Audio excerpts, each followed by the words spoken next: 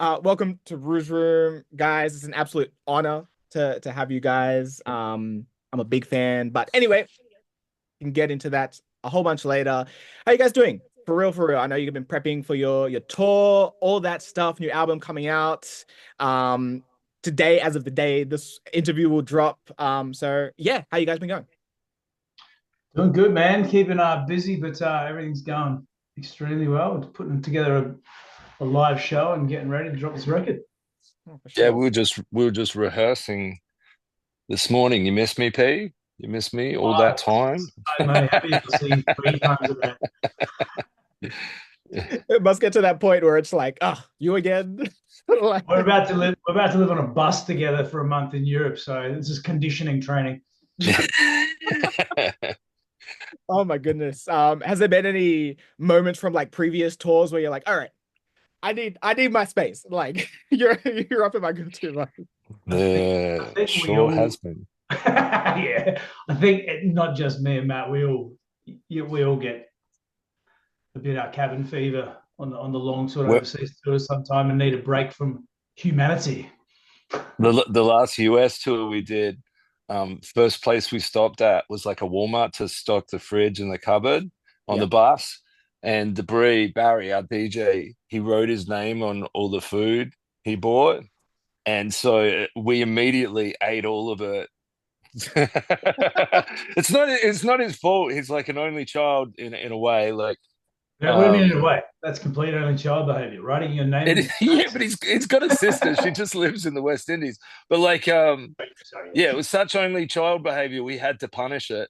And he was so sick of us the first day that that carried on the rest of the North American tour.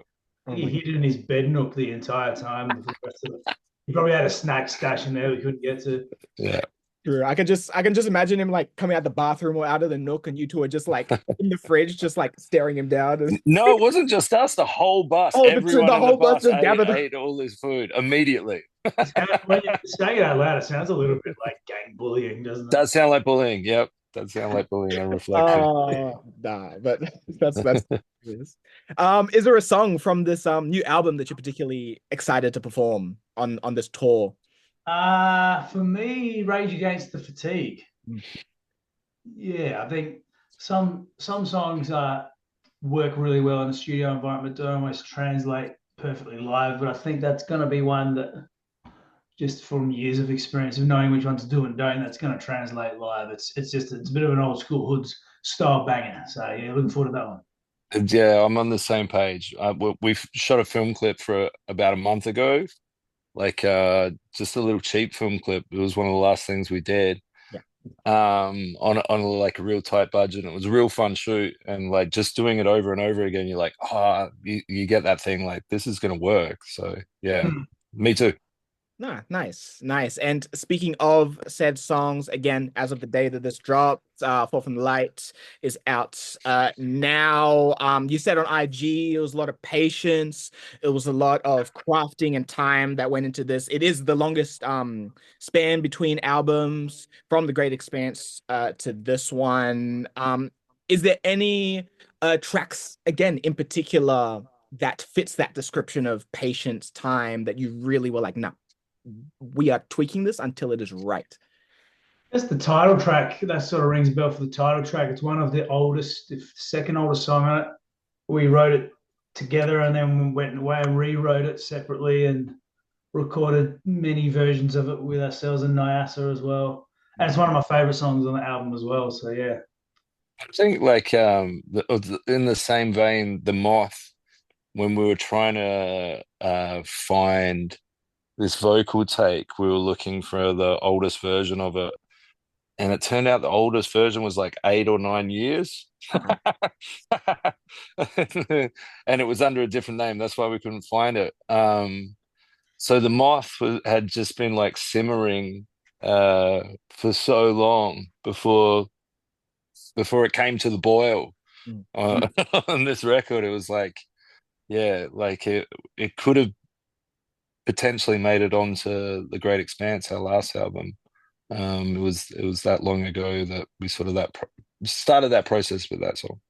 No, It's a for good sure. thing though. If a song that old stood the test of time and we still like it 8 years later, then it's probably working.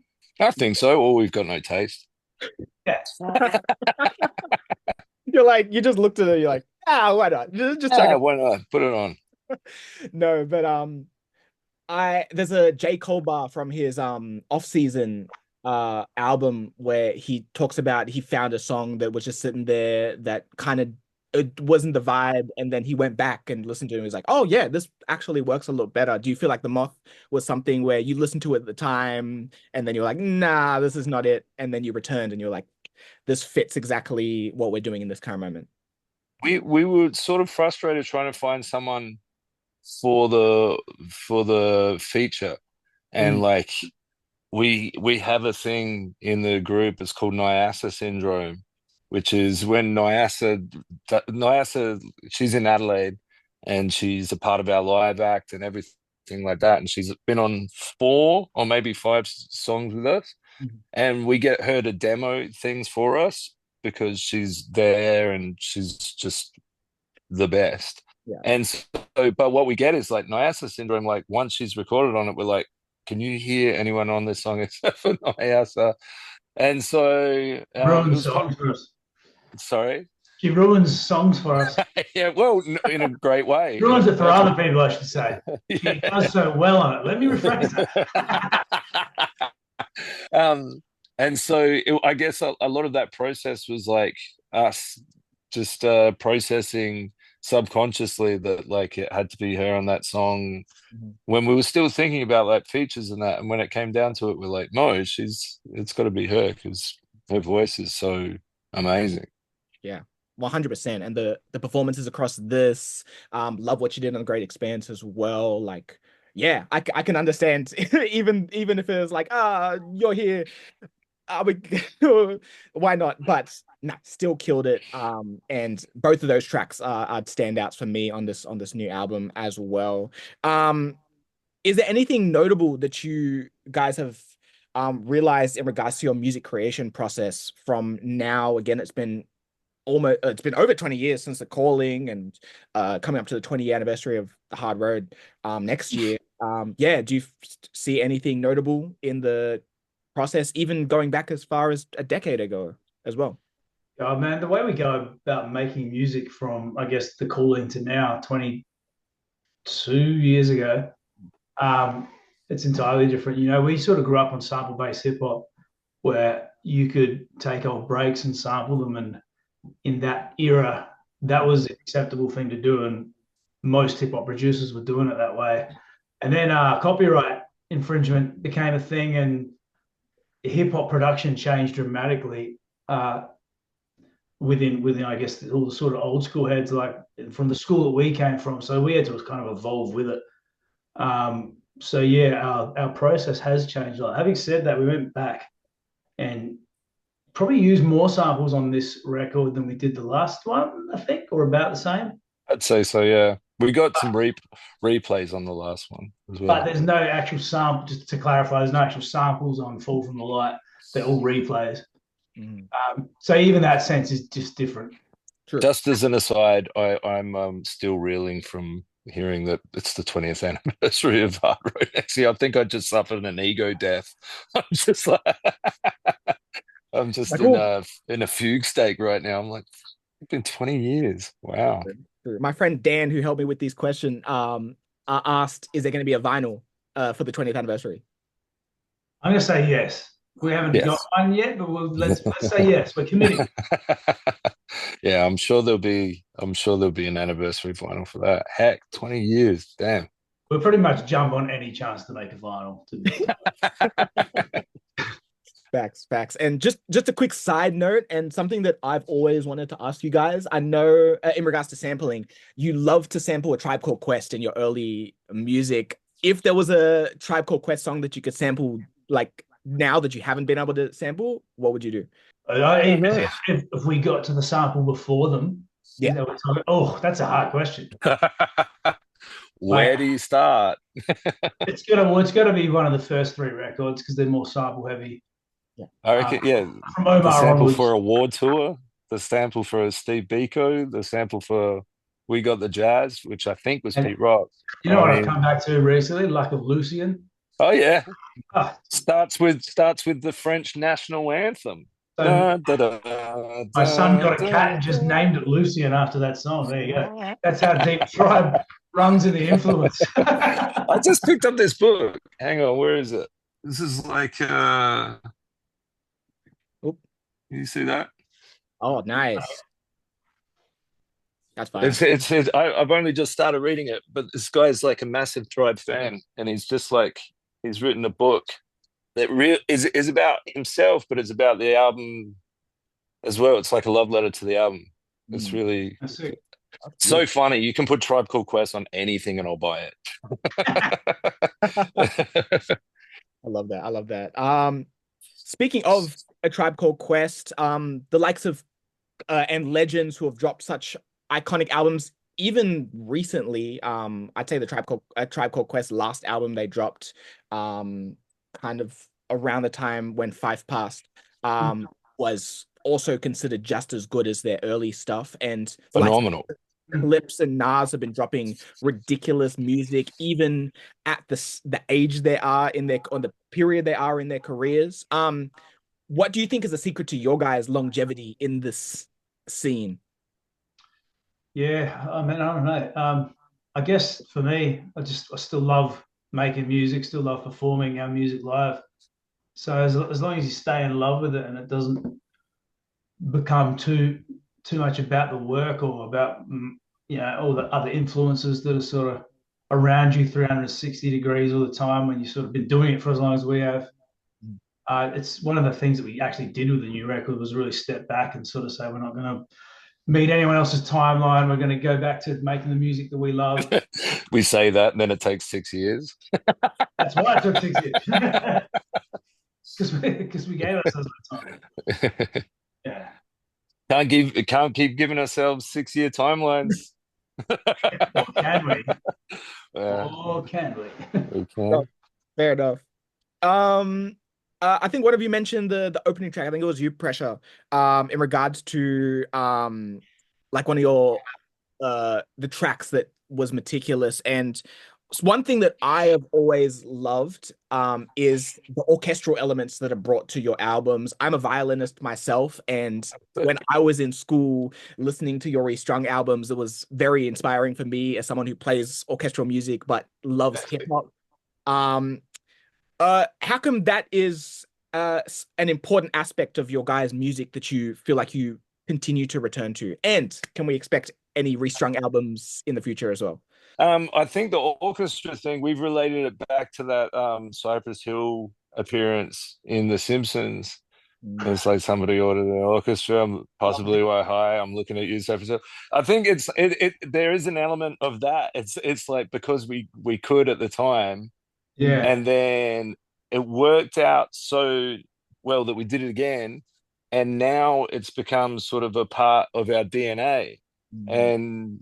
and you know it's an amazing resource to be able to tap. We're doing a third one at the moment, which is 6 tracks from this album and 6 tracks from The Great Expanse, and a couple of new ones. And the guy who's doing the arrangements, John Bartlett, has just taken time off his day job to start work on it. So yeah, we should be seeing that hopefully in the next year or two. Yeah, and going back to the inception of the idea, I think me and Matt both came from such sort of musical households who had such an eclectic music taste away from, I guess, the golden era style hip hop that we grew up on in our most formative years. But both of the idea came up, and both of us jumped at the chance to work with an orchestra when Adelaide Symphony Orchestra sort of reached out to us a long time ago. So yeah, it was kind of a no-brainer between us, which is probably not that common for a lot of hip hop artists. But we've always been wanting to and willing to explore new sounds and go new places with our music, and that was one that once we sort of delved into that very different world to what we were operating in, it was something we just were wanting to go back and revisit. They're very different though to work with than other people. It's very strict. Yeah, it's a different world, absolutely. Yeah, for sure. Well, we were playing with them once. We were rehearsing for a show with them once, and we were halfway through a song, and they all got up and walked off. We're like, what the fuck? Did they just walk out on us? No, they just have tea and coffee break every 90 minutes. So, I'm like, what? Okay. They got a good union. Let's put it that way. Where's the hip hop union? Yeah, facts. Due for my scorn. Oh, that's funny. But well, I'm super excited. I'm sure I'll definitely be tapped in for that.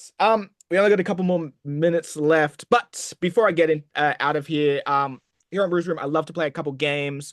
I got two, if you'll indulge me. I have quickly ran home and grabbed all my CDs from the Oh man. So I wanna I don't have the greatest bands, but I have unfortunately, but I have everything else. So I want to quickly play a game of this or that. In regards to again, which is your favorite as of this moment, or of all time. So, if you will indulge me, let's go the Restrung albums, Hard Road or Drink from the Sun, Walking on Stars. Latter, Drinking from the Sun, Walking Under Stars for me. I Okay. feel like that was a best of two albums. I was a bit stronger by nature. I can probably save you some time here, Rue. Every question, whatever's most recent, is going to be the answer. Okay. Including left foot, right foot versus the Calling. Yeah, certainly. Oh, you've got left foot, right foot. I don't even know who made that other album. Was that us? Rue, I demand you put that on eBay right now and get it out of your house. Yeah, the Calling. Only if I can send it to you guys to sign it for. Yeah, done. Oh my goodness. And a final one, which is a Rouge Room classic, which is build your ultimate collab track. It is going to be yourself, three other artists, and a producer. All local Aussie, New Zealand artists. If you could build your ultimate collab track or posse cut, who would it be? I'm going to put Trials on the production. Same. This is hard. You're making me pick favorites here. Tester. Seti on vocals. Steady. Draft's got to be up there to be on a hook. Elsie. Oh, yeah? Yeah, hard. There you go. We talked about doing a track with Els for this album. We're gonna hit her up because we toured with her and yeah, she just well, I say just, it was in March or whatever, crushed WOMAD over here, and I think she's just owned everything so crazy. So yeah, I reckon Seti's probably maybe my favorite rapper in Australia. There's 5 or 6 others I could name there, but yeah.